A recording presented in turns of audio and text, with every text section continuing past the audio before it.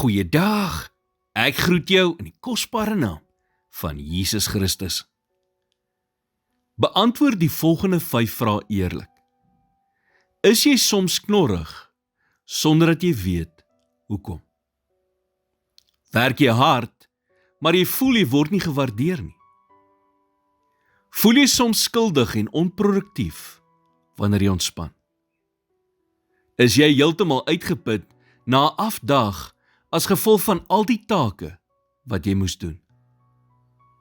Het jou doenlysie voetnotas? So hoe het jy in die toets gevaar?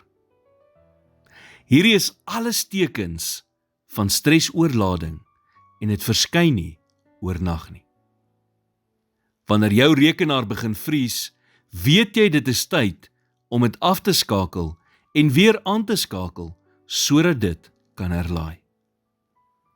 Wanneer 'n waarskuwingsliggie op die paneelbord van jou motor begin flikker, sal jy nie waag om dit te ignoreer nie. Die slotsom is, as jy aanhou om die waarskuwingstekens in jou lewe te ignoreer, sal stres uiteindelik sy tol eis op jou gesondheid. Jesus sê in Johannes 14 vers 27, vrede laat ek vir julle na. My vrede gee ek aan julle. Nie soos die wêreld gee ek aan julle nie. Laat julle hart nie ontsteld word en bang wees nie. Met ander woorde, werk daaraan om jou reaksies te beheer. Hou op om jou vrede te verloor oor elke klein dingetjie wat in jou lewe verkeerd loop. Daar is krag in vrede. As die duiwel jou nie kan ontstel nie, het hy geen mag oor jou nie. Hy kry slegs beheer wanneer jy jou vrede verloor.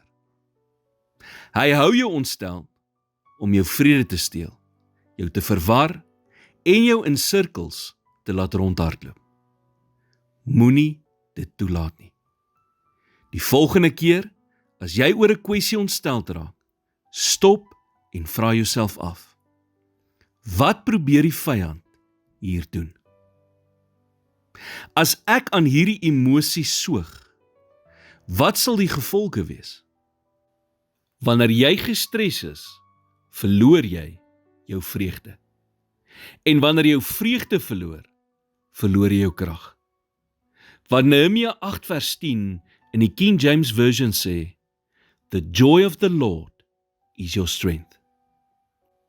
Wanneer daar niks is wat jy aan die situasie kan doen nie, maak elke keer die keuse om jou vertroue in God te sit en behou dan so jou vrede.